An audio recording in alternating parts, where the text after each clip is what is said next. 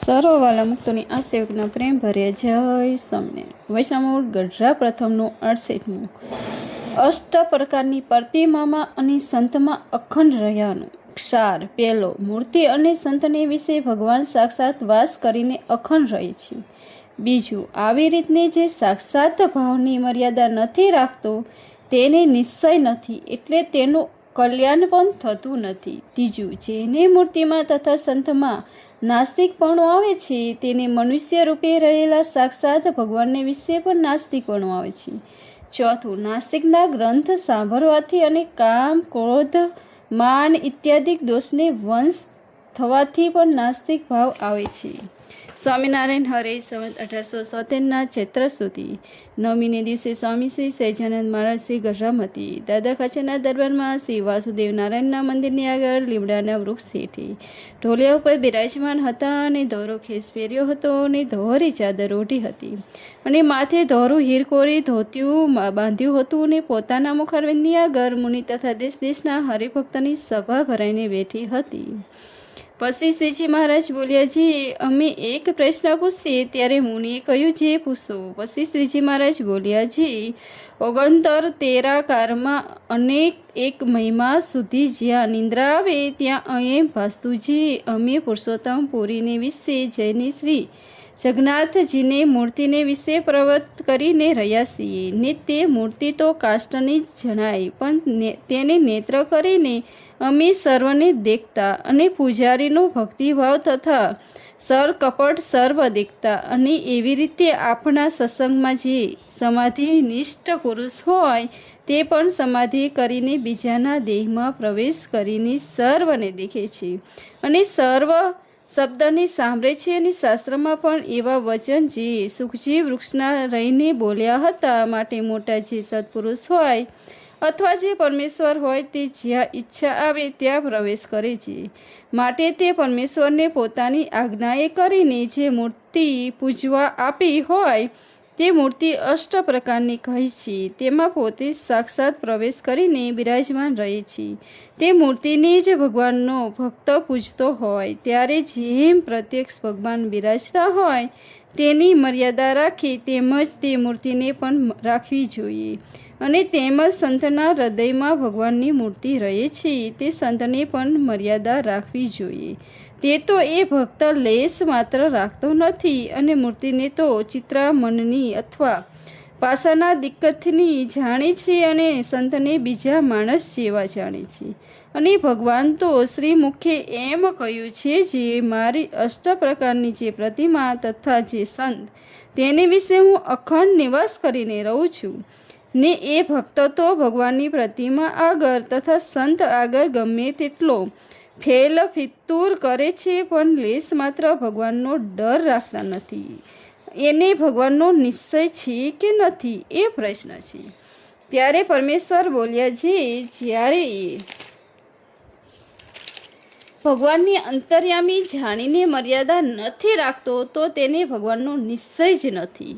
પછી શ્રીજી મહારાજ બોલ્યા છે, એને નિશ્ચય તો નથી અને ઉપર પાખંડ જેવી ભક્ત કરે છે ત્યારે તેનું કલ્યાણ થશે કે નહીં થાય?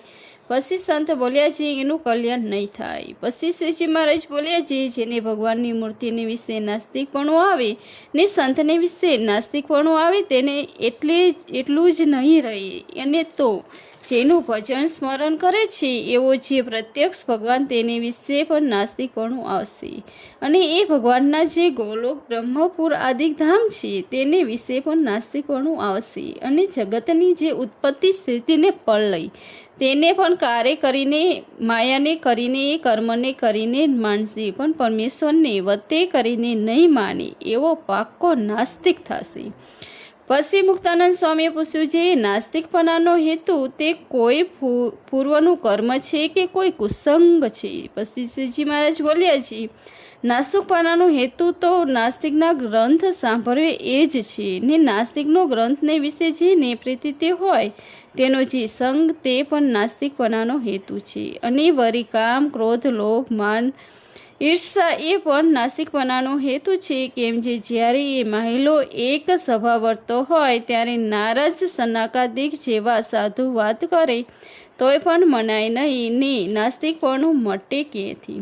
તો જ્યારે શ્રીમદ ભાગવત જેવા નાસ્તિક ગ્રંથને વિશે કહી જે જગતની ઉત્પત્તિ સ્થિતિને પ્રલયરૂપ એવું ભગવાનની લીલા તેને સાંભળે તથા ભગવાનનું જે સંતનું મહાત્મય સમજે ત્યારે તેનું નાસ્તિકપણું જાય ને આસ્તિકપણું આવે. તે વૈષ્ણવ ગઢડા પ્રથમનું 68મું પૂરું થયું.